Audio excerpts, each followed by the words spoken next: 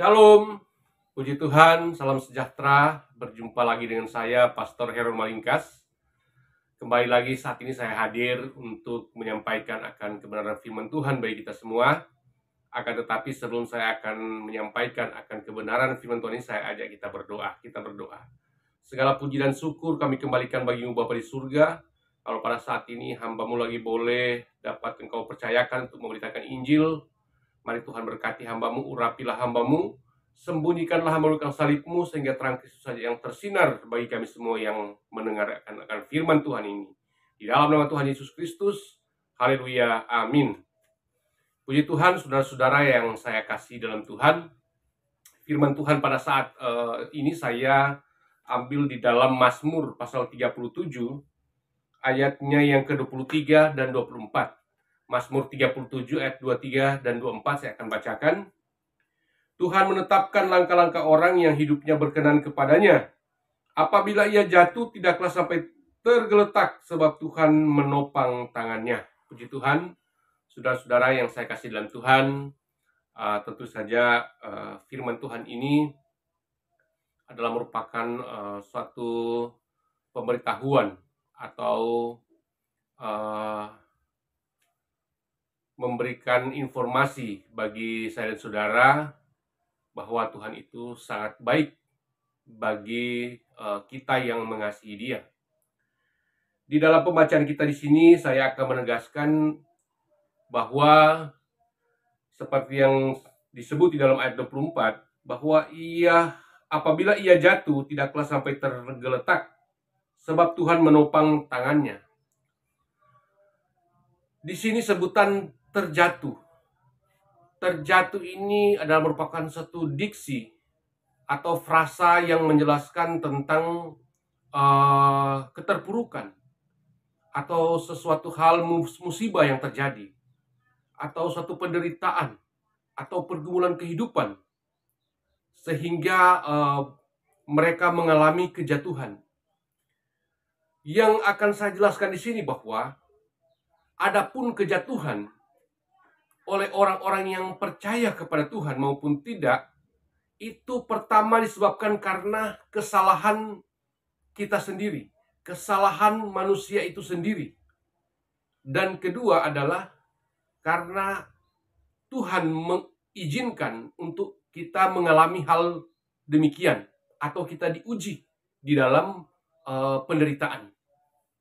Akan tetapi tentu saja yang mendominasi kesemuanya itu adalah kejatuhan itu sendiri didominasi oleh karena kesalahan kita sendiri atau pilihan kita sendiri. Ya, dalam konteks firman Tuhan pada saat ini kita melihat bahwa kenapa ini disebabkan karena kesalahan kita sendiri. Ini buktinya kita melihat pada saat peristiwa Adam dan Hawa, di mana ketika Allah menciptakan akan manusia, Adam dan Hawa, maka Allah atau Tuhan menempatkan mereka di Taman Eden. Kemudian tentu saja ketika mereka berada di Taman Eden ini, maka ada aturan-aturan yang Allah berikan bagi mereka. Salah satunya adalah di mana mereka tidak boleh memakan akan pohon pengetahuan yang baik dan yang jahat. Itu bisa kita lihat di dalam Kejadian pasal 3 ayatnya yang ke-5 dan ayatnya yang ke-6. Ya. Di situ Allah berfirman bahwa semua buah yang ada dalam taman ini, ya, khususnya Kejadian 3 ayat 5, itu boleh kamu makan. Ya, kemudian ayat 6, dan tentang pohon yang baik dan yang jahat ini tidak boleh kamu makan, karena di mana hari engkau makannya, pastilah engkau mati. Itu bunyi kutipan dari Kejadian 3 ayat yang ke-6. Jadi ada pemberitahuan, ada hukum yang sudah diberikan, yang harus dipatuhi oleh Adam dan Hawa. Akan tetapi kita melihat kelanjutannya, bahwa walaupun Allah sudah menetapkan, sudah berfirman, memberikan aturan, tetapi manusia memilih untuk melawan. Sehingga di dalam ayat 6 itu ketika Hawa melihat buah itu sangat sedap kelihatan, maka disitulah mereka memakan buah itu yang adalah larangan oleh Tuhan. Maka setelah itu terjadilah suatu peristiwa, yaitu di mana ternyata walaupun Allah menciptakan manusia menurut kehendaknya, ketetapannya, akan tetapi tidak berarti manusia itu harus patuh secara absolut. Tidak. Karena kita melihat ternyata Allah menciptakan manusia itu walaupun sesuai menurut kehendaknya, tetapi Tuhan juga memberikan hak bebas. Tuhan memberikan pilihan bebas kepada manusia. Pilihan bebas ini apakah memihak kepada Tuhan atau melawan Tuhan. Tetapi kenyataannya bahwa manusia lebih memilih akan kehendaknya alias melawan kepada Allah. Sehingga apa? Terjadilah suatu musibah. Ya, harga yang begitu mahal harus dibayar oleh Adam dan Hawa. Di mana mereka harus terusir. Mereka keluar dari dalam dimensi kekekalan ke dalam suatu dimensi waktu. Artinya di mana kehidupan mereka sudah mulai dibatasi oleh umur, mereka akan menjadi tua dan kemudian meninggal, mati. Akan tetapi sebelum proses itu mereka akan mengusahakan tanah untuk mendapatkan makanan, dan kemudian mereka dihadapkan dengan penyakit, dihadapkan dengan bencana, dihadapkan dengan hal-hal sulit. Sama seperti yang saya dan saudara alami saat ini. Itulah suatu pilihan yang sangat keliru, pilihan buruk yang diambil oleh manusia. Demikian kita juga pada saat ini, walaupun kita ditetapkan ya untuk mendapatkan kasih keselamatan dari Tuhan, akan tetapi hukum atau hak bebas yang diberikan oleh Tuhan bagi saya dan saudara itu tetap masih ada, masih diberikan. Apakah kita akan terus bersama-sama dengan Allah, dengan Tuhan, atau apakah kita akan melawan Tuhan? Itu kembali bagi saya dan saudara, hak bebas. Akan tetapi tentu saja hak bebas itu sangat rentan dengan konsekuensi atau satu risiko yang harus kita terima nanti. Jadi di sini yang saya sebutkan tadi bahwa kejatuhan kita atau penderitaan, kesulitan, musibah yang saya dan saudara alami saat ini, pertama-tama karena memang itu adalah kesalahan kita sendiri. Ya, kemudian kedua karena memang Allah mengizinkan musibah itu terjadi.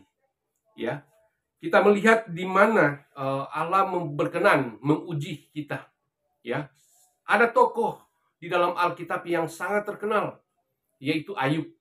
Ya, Ayub dikatakan oleh Tuhan ya, bukan oleh manusia. Dia berkata kepada iblis bahwa apakah engkau tidak melihat? Ya, saya bacakan ayatnya ya biar lebih jelas ya, di dalam Ayub pasal pertama ya. Kita lihat Ayub pasal pertama ayatnya yang ke-8. Saya akan bacakan Ayub 1 ayat 8. Lalu bertanyalah Tuhan kepada iblis, apakah engkau memperhatikan hambaku Ayub? Sebab tiada seorang pun di bumi seperti dia, yang demikian saleh dan jujur, yang takut akan Allah dan menjauhi kejahatan. Jadi Ayub ini di pandangan Tuhan, dia itu adalah seorang yang saleh, jujur, dan takut akan Tuhan dan menjauhkan diri dari kejahatan. Akan tetapi, ya, saudara bisa baca kisahnya sampai selesai di dalam kitab Ayub ini, di mana dia menderita. Bahkan penderitaannya ini belum pernah terjadi sebelum dunia dijadikan. Artinya Ayub adalah salah satu tokoh orang yang menderita yang sangat tak terperikan. Ya, penderitaan dia itu penderitaan lahir dan batin. Ya, di mana dia harus kehilangan anak-anaknya. Semua anak-anaknya mati semua. Istrinya meninggalkan dia. Dan kemudian dia ditimpah dengan penyakit yang sangat mematikan. Penyakit yang sangat memalukan. Ini adalah penderitaan yang tak terberikan. Tapi apakah karena kesalahan dia? Tidak. Dia tidak pernah melakukan kesalahan menurut pandangan Allah. Karena dia orang yang salah jujur. Orang yang takut akan Tuhan. Dan tidak pernah melakukan kesalahan, kejahatan. Akan tetapi dia harus menderita. Lahir dan batin. Akan tetapi tentu saja Allah tidak pernah menutup mata dalam hal ini. Karena memang Allah menguji dia. Tujuannya supaya apa? Supaya dia semakin sempurna imannya dia. Ya. Ada di ayat di dalam kitab Ayub menyebutkan bahwa ketika dia diuji sama seperti emas, dia akan keluar murni seperti emas. Keluar dari pembakaran. Kesempurnaan iman dimiliki oleh Ayub. Dan semua yang hilang tadinya dikembalikan. Saudara bisa cross-check di paling akhir dalam kitab Ayub. Ayub pasal 42 ayat 1 dan sampai selesai. Allah mengembalikan berlipat kali ganda pada dia. Itulah yang saya sebut adalah dia menderita, dia terjatuh karena bukan karena kesalahan atau dosa dia, tetapi memang Allah mengizinkan. Nah, ada lagi satu tokoh yang bernama Yusuf. Yusuf dikatakan dia adalah seorang yang sangat manis perilakunya dan elok parasnya, kata firman Tuhan. Ya, saudara bisa baca tentang Yusuf. Yusuf ini adalah anak paling bungsu daripada Yakub, ya, anak yang paling disayangi. Akan tetapi kita melihat bagaimana kisah Yusuf, ya, dari mulanya dia diberikan karunia mimpi, dan dia menyampaikan mimpi yang dia diperlihatkan oleh Tuhan kepada dia, dan dia menceritakan kepada kakak-kakaknya dan juga kepada orang tuanya. Dan kemudian ternyata mimpi itu memicu akan iri hati daripada saudara-saudara daripada Yusuf. Dan kita melihat bagaimana proses penderitaan dia ditangkap, dibuang dalam sumur, kemudian dia jual kepada khalifah dari Mesir, ke Mesir, kemudian dia penjara, dan pada akhirnya Tuhan mengangkat dia, ya. Di dalam Kejadian 41 ayat 37 kita melihat akhir penderitaan daripada Ayub. Dia menjadi mangku bumi atau menjadi perdana menteri kalau sekarang. Dia adalah orang kedua setelah Firaun. Itulah penderitaan, kemudian pada akhirnya dia mendapatkan kemuliaan, kehormatan. Itu karena Tuhan berkenan menguji. Kemudian kita melihat juga bagaimana kisah Daud. Daud ini menderita. Dia mendapatkan penderitaan. Akan tetapi penderitaan Daud ini disebabkan karena kesalahan dia. Ya, kita tahu bagaimana kisah tentang Daud. Yang paling krusial adalah di mana dia mengambil istri Uria, panglimanya sendiri. Ya.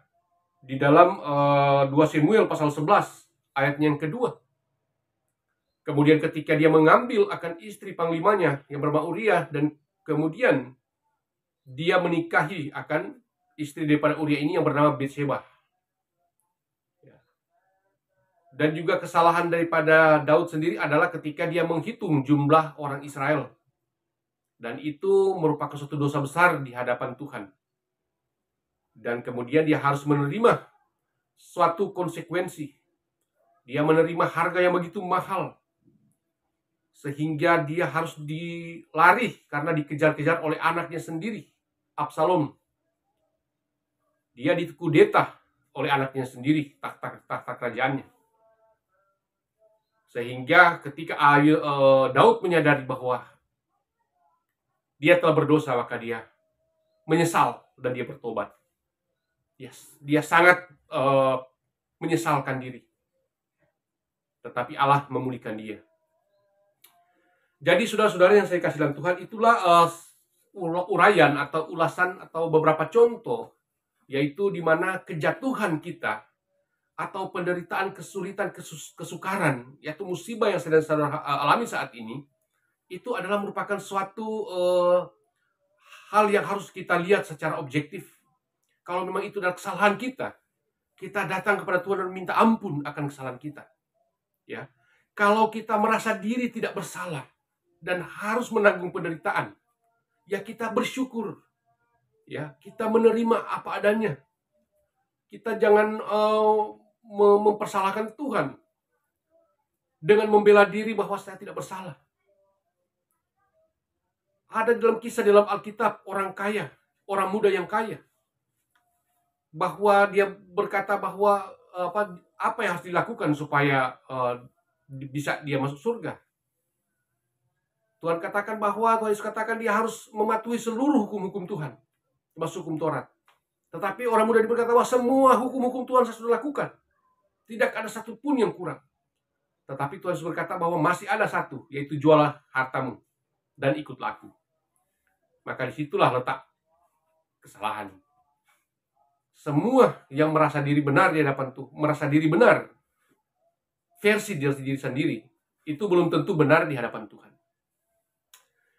Jadi kembali lagi bahwa apapun yang terjadi, apapun yang kita alami saat ini, kita harus percaya, kita harus bersyukur, ya. Kita harus melihat bahwa kesemuanya merupakan satu proses kehidupan. Ya, karena firman Tuhan berkata bahwa barang siapa yang mengikut aku, dia harus memikul salibnya tiap-tiap hari. Kalau tidak, dia tidak berlayak. Dan kemudian ketika juga kita diperhadapkan dengan berbagai musibah, kita diperhadapkan dengan kesusahan, kesukaran, kesulitan, ingatlah bahwa semuanya itu adalah merupakan satu ujian. Sama seperti yang dijelaskan di dalam Yakobus pasal 1, ya, ayatnya yang kedua sampai ayatnya yang keempat. Yakobus menjelaskan bahwa mulai ayat 2 sampai 4 bahwa saudara-saudara, anggaplah sebagai suatu kebahagiaan apabila kamu jatuh ke dalam berbagai-bagai pencobaan, sebab kamu tahu bahwa ujian terhadap imanmu itu menghasilkan ketekunan, dan biarlah ketekunan itu memperoleh buah yang matang, supaya kamu menjadi sempurna dan utuh dan tidak berkekurangan satu apapun. Jadi ini tujuannya. Ya, ketika kita dihadapkan dengan pencobaan-pencobaan, ya kita harus menganggap itu sebagai suatu kesukaan. Kita harus mensyukuri. Ya, walaupun memang secara manusia, secara daging sangat sulit sekali orang akan bersyukur, orang akan bersukacita atau menganggap itu sebagai suatu kebahagiaan apabila kita sedang dalam keadaan kritis. Kita dalam keadaan terpuruk. Ya. Sangat sulit. Akan tetapi firman Tuhan berkata seperti itu berarti ada maksud. Ya. Firman Tuhan katakan memang Tuhan tahu bahwa kelemahan kita. Tuhan tidak akan pernah mengizinkan pencobaan-pencobaan itu melebihi dari batas-batas kekuatan kita, kata firman Tuhan. Akan tetapi ketika kita harus menanggung penderitaan itu, maka Tuhan akan berikan kita kekuatan. Tuhan akan memampukan kita, akan berikan kita jalan keluar, sehingga kita bisa terlepas dan kita bisa melewati akan masa-masa sulit itu. Itu kata firman Tuhan. Sehingga apa? Sehingga ketekunan itu akan menghasilkan buah yang matang dan menjadi sempurna dan tidak kekurangan satu apapun. Rohani kita akan mendapatkan proses dan menjadi sempurna melewati penderitaan-penderitaan. Kalau tidak melewati hal-hal seperti itu, maka kita tidak akan mungkin menjadi dewasa di dalam iman, tidak akan menjadi sempurna dalam kerohanian kita. Ya. Itu kata firman Tuhan. Dan juga banyak ayat firman Tuhan lainnya yang menegaskan bahwa ya kita harus menderita, kita harus siap ya untuk diproses supaya kita menjadi kuat, kita menjadi teguh. Kemudian firman Tuhan berkata bahwa di dalam Mazmur 55 ayat 23 bahwa janganlah kamu khawatir. Allah tidak akan pernah membiarkan orang benar itu goyah. Atau tidak selama-lamanya orang benar itu goyah. Tuhan akan pasti mengangkat kita. Sama seperti pembacaan kita tadi. Ya, apabila ia jatuh tidak akan sampai tergeletak. Ya, sebab tangan Tuhan menopang. Tuhan akan terus memproteksi kita, agar supaya jangan sampai kita sampai tergeletak dan hancur. Akan tetapi Allah senantiasa melindungi kita. Ya, 7 kali orang benar jatuh, dia akan pasti bangkit kembali, kata Amsal. 7 kali orang benar jatuh, akan bangkit kembali. Jadi Allah tahu bagaimana dia harus melindungi atau bertanggung jawab kepada saudara-saudara yang benar-benar ketika kita menghadapi penderitaan, kita harus percaya dan kita harus bersyukur dan kita harus bertobat, kita harus berubah. Ya, maka Allah akan memulihkan kita, merestorasi akan kehidupan kita supaya kita menjadi baru lagi, menjadi kuat. Karena firman Tuhan katakan bahwa di dalam Matius pasal 11 ayat 28-30, marilah semua yang lemah, letih, lesu, dan berbeban berat. Ya, aku akan berikan kelegaan kepadamu. Ya, pikulah kuk yang kupasang dan belajarlah kepadaku, kata firman Tuhan. Sebab aku ini rendah hati dan lemah lembut. Marilah semua kepadaku, semua yang berbeban berat. Ya, Allah akan memberikan kita kelepasan. Asalkan kita benar-benar tulus datang kepada Tuhan. Ya, seperti yang saya sebutkan tadi di awal, bahwa kalau memang itu kesalahan kita, kejatuhan karena kesalahan kita, maka kita harus mengaku dosa kita dan kita bertobat dan kita hidup sesuai dengan kebenaran firman Tuhan. Tapi kalau mereka merasa bahwa mereka baik-baik dan mereka merasa setia kepada Tuhan, maka kita harus bersyukur karena Tuhan masih berkenan untuk menguji kita dengan tujuan-tujuan yang baik seperti yang disampaikan di dalam Yakobus pasal 1 ayat 2-4. Ya, semuanya adalah ujian. Ya, sama seperti di dalam Ulangan pasal 8 ayatnya yang kedua, bahwa Tuhan katakan seluruh perjalanan yang kamu lakukan ini selama 40 tahun ini, ya, tujuannya adalah dengan maksud untuk merendahkan hatimu, untuk melihat apakah engkau setia kepadaku atau tidak. Itu kutipan dari Ulangan pasal 8 ayat yang kedua. Jadi itu yang dimaksud. Jadi kita harus percaya bahwa memang Tuhan menetapkan langkah-langkah orang, ya, yang hidupnya berkenan kepada Tuhan. Ya, apabila ia jatuh tidak akan sampai tergeletak, tapi Tuhan menopang tangannya. Akan tetapi, ya, kita tetap selalu sungguh-sungguh kita harus berdasarkan iman yang teguh. Kita harus melakukan apa yang Tuhan perintahkan dalam kehidupan saya, saudara. Sehingga ketika kita mengalami hal-hal yang demikian, kita dihadapkan dengan cobaan-cobaan dan ujian, maka kita dapat melaluinya dengan berkemenangan bersama dengan Tuhan Yesus Kristus. Puji Tuhan, demikianlah firman Tuhan. Kiranya firman Tuhan yang sempurna ini akan memberikan kita kesempurnaan terus dalam kehidupan saudara. Puji Tuhan. Amin.